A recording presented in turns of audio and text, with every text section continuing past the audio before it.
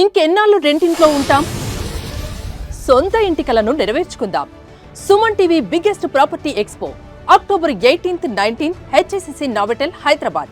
ఇప్పుడే free entry కోసం call చేయండి.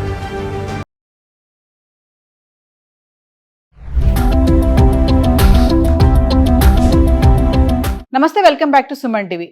ఈ రోజుల్లో బంగారంపై రుణాలు తీసుకునే వారి సంఖ్య సామాన్యుల్లో బాగానే పెరిగిపోతుంది.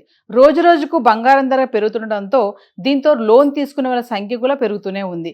మరి ఇతర లోన్లతో పాటు పోలిస్తే బంగారం పైన లోన్ తీసుకుంటే వడ్డీ రేటు తగ్గుతుందని నిపుణులు చెప్తున్నారు. దీనిపైన మరింత సమాచారం అందించడానికి అనలిస్ట్ మందల కృష్ణారెడ్డి గారు ఉన్నారు. సుమన్ టీవీ ప్రేక్షకులకు నమస్కారం. గోల్డ్ లోన్ తీసుకుంటున్నారా? అయితే ఒకసారి పూర్తి వివరాలు మీరు తెలుసుకోండి. ఇప్పుడు అనేక రకాలుగా మార్కెట్లో అనేక రకాల లోన్స్ ఉన్నప్పటికీ అతి తక్కువ వడ్డీ రేటుకు లభించేటువంటి లోన్ ఏదైతే ఉందో అది గోల్డ్ లోన్ మాత్రమే. Compare to any other loan కంపల్సరిగా ఇంతకన్నా తక్కువగా ఈ లోన్ మనకు దొరకదు. రెండోది, రోజు రోజుకి బంగారం రేటు విపరీతంగా పెరిగిపోతుంది కాబట్టి ఈ లోన్లు తీసుకునే వాళ్ళ సంఖ్య కూడా పెరుగుతోంది. ఒక రకంగా గత సంవత్సరానికి ఈ సంవత్సరానికి మనం పోల్చినట్టయితే 26% గోల్డ్ లోన్ తీసుకునే వాళ్ళ సంఖ్య పెరిగింది. ఇది పెరుగుదలను సూచిస్తోంది. బహుశా ఈ సంవత్సరం ఫలితాలు ఇంతకన్నా చాలా ఎక్కువగా ఉంటాయని అనిపిస్తోంది. ఎందుకంటే ఎక్కువగా రేట్లు ఉండటం వల్ల తక్కువ సమయాల్లో, రేటు తక్కువ ఉన్న సమయాల్లో కొనుక్కున్న వాళ్ళందరికీ కూడా ఎక్కువ డబ్బు ఒకేసారి వస్తుంది. లోన్ తీసుకొని మనం అవసరాలు తీర్చుకొని మళ్ళీ కట్టుకుంటూ పోవచ్చు అనే ఉద్దేశంతో కొంతమంది గోల్డ్ లోన్ కోసం వస్తున్నారు. కొంతమంది ఇప్పుడు దాన్ని బయట అమ్మేదానికన్నా లోనుగా తీసుకుంటే మళ్ళీ ఎప్పుడో ఒకసారి మనం దాన్ని కట్టేసి వెనక్కి తీసుకోవచ్చు, ఇంకా రేటు పెరుగుతుంది బాగా, అది మనకు ఒక పెద్ద అసెట్ కింద మారుతుందనే ఉద్దేశంతో కొంతమంది పనిచేస్తున్నారు. కానీ విచిత్రం ఏంటంటే గోల్డ్ లోన్ గతంలో తీసుకున్న వాళ్ళలో 30% మంది డబ్బులు తిరిగి చెల్లించకుండా ఎగవేతకు పాల్పడ్డారు. ఇది చాలా కష్టమైన విషయం. అంటే అనొచ్చు మీరు, మన దగ్గర గోల్డ్ ఉంది కదా అమ్మేయచ్చు కదని. ఆ అమ్మకానికి కూడా పెద్ద ప్రాసెస్ ఉంటుంది. దానికి నోటీసులు జారీ చేయాల్సి ఉంటుంది, వేలంపాట వేయాల్సి ఉంటుంది, ఆ ఆక్షన్లో పాడి వచ్చిన డబ్బు తీసుకోవాల్సి ఉంటుంది. ఇదంతా చేయాలంటే చాలా టైం పడుతుంది. దీంట్లో ఒక్కోసారి లాభపడవచ్చు, ఒకసారి నష్టపడే అవకాశాలు ఉన్నాయి.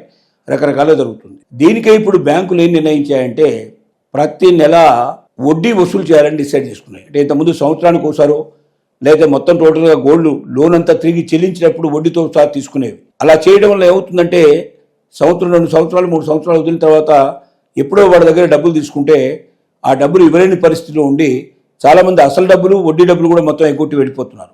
అప్పుడు గోల్డ్ని మనం వేలం వేసినా కూడా అప్పటి రేట్ల ప్రకారంగా ఆ ఇచ్చినటువంటి లోను ప్లస్ వడ్డీ 2 కలుపుకుంటే అది బ్యాంకులకే నష్టమయ్యే పరిస్థితి ఏర్పడుతుంది. ఖర్చులు అవన్నీ కూడా కలుపుకుంటే ఇప్పుడుగా జరుగుతుంది. వీటికన్నా మొదటి నెల నుంచి వడ్డీ వసూలు చేయడం మొదలు పెడితే ఎవరైతే వడ్డీ సక్రమంగా కడుతున్నారో వాళ్ళు ఖచ్చితంగా అసలు కూడా కట్టి తీసుకుంటారనే నమ్మకం, విశ్వాసం పెరుగుతుంది.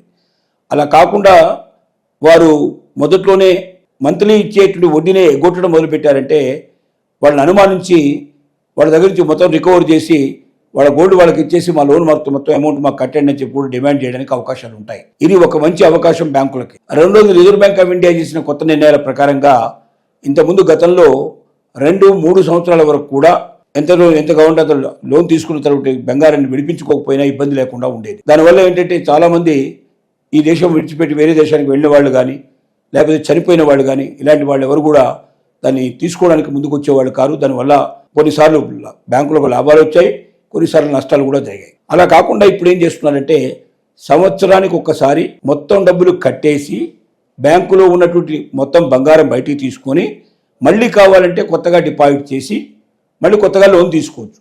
కానీ కంటిన్యూస్గా మాత్రం సంవత్సరం తర్వాత ఎవరు బంగారం కూడా అక్కడ ఉంచడానికి వీల్లేదు. నెల వడ్డీ కట్టాల్సిన అవసరం ఉంది, సంవత్సరానికి ఒకసారి క్లియర్ చేయాల్సిన అవసరం ఉంది. తద్వారా మొండి బకాయిలు ఎక్కువగా రాకుండా చూసుకోవడానికి అవకాశాలు ఉంటాయనేది బ్యాంకు వారి నమ్మకం. ఇలాగా దీంతో పాటుగా ఇంకా కొన్ని మార్పులు చేర్పులు బ్యాంకు లోన్లలో తీసుకొస్తున్నారు. బంగారం వడ్డీ లోపల బంగారం వడ్డీని లెక్కగట్టడంలో కూడా, అంటే ఎవరైనా 2.5 లక్షల రూపాయల లోపల వాళ్ళు లోన్ తీసుకునేటట్టయితే వారు పెట్టిన బంగారంలో 85% వరకు ఇస్తారు. అలాగే ఒకవేళ వాళ్ళు 5 లక్షల రూపాయల లోన్ తీసుకునేటట్టయితే 80% వరకు లెక్క కడతారు.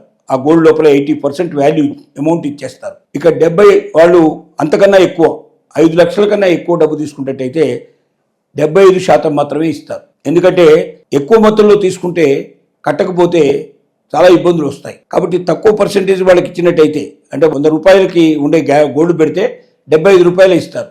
ఆ 25 రూపాయలు ఉన్నట్టయితే రేపు పొద్దున వాళ్ళు కట్టలేకపోయినా వేలం వేసి తమ డబ్బు తాను రికవర్ చేసుకొని నష్టం లేకుండా బ్యాంకు బయటపడుతుందన్న నమ్మకంతో తీసుకున్న నిర్ణయం ఇది. కాబట్టి ఇలాంటి అన్ని నిర్ణయాల వల్ల గోల్డ్ లోన్ తీసుకున్న వాళ్ళు మరింత ఎక్కువగా లాభదాయకంగా ఉండేటట్టుగా వారి విద్యుక్త ధర్మాన్ని మర్చిపోకుండా ప్రతి నెలా వడ్డీ చెల్లించే పద్ధతి, సంవత్సరానికి ఒకసారి దాని మొత్తం అమౌంట్ పెట్టించి మళ్ళీ తీసుకొని తిరిగి అవసరమైతే మళ్ళీ రెండోసారి బ్యాంకులో పెట్టి మళ్ళీ దానికి వాళ్ళు లోన్ తీసుకునే పాజిబిలిటీ ఏర్పాటు చేయడం, వాళ్ళకు 85% వరకు 2.5 లక్షల లోపల ఇవ్వడం, 80% వరకు 5 లక్షల లోపల ఇవ్వడం, దాటిన వాళ్ళకు 75% ఇవ్వడం, ఇలాంటి అనేక రకాలైనటువంటి మరి ఏవైతే నిబంధనలు విధించారో బ్యాంకుల వాళ్ళు గోల్డ్ లోన్లో అక్రమాలు అనుచితాలు జరగకుండా ఉండాలనే ఉద్దేశంతో చేస్తున్న పని ఇది. ఎందుకంటే గోల్డ్ ఒక్కోసారి ఎప్పుడు ఎంత పెరుగుతుందో ఎంత తగ్గుతుందో ఎవరు చెప్పలేరు. ఇప్పుడైతే బాగా పెరుగుతోంది, కానీ ఇది ఎన్నాళ్ళు ఉంటుంది? ఒకవేళ తగ్గితే రేపు పొద్దున పరిస్థితి ఏమిటి? ఒకవేళ అనూహ్యంగా తగ్గింది, అప్పుడు వీళ్ళకి ఇంత వడ్డీ ఇచ్చిన తర్వాత అది బాగా తగ్గితే ఆ వడ్డీకి వచ్చిన డబ్బులు మొత్తం మనుషులకు ఉండేటువంటి ఆలోచన ఏంటంటే తమ కట్టాల్సిన దానికన్నా తమ గోల్డ్ డబ్బులు ఎక్కువ వస్తాయి దాంట్లో అనే ఆశ ఉంటే డబ్బు కట్టి తీసుకుంటారు. లేకపోతే తమ కట్టిన డబ్బు కన్నా తక్కువ వస్తుంది అనుకున్నప్పుడు కట్టడానికి సిద్ధపడరు, అలా ఎగవసే ప్రయత్నం చేస్తారు. కాబట్టి చాలా జాగ్రత్తగా మూవ్ చేసుకొని బ్యాంకులకు నష్టం రాకుండా, వినియోగదారులకు కూడా నష్టం లేకుండా ఉభయకుష లోపల ఉండేటట్టుగా ప్రయత్నాలు జరుగుతున్నాయి.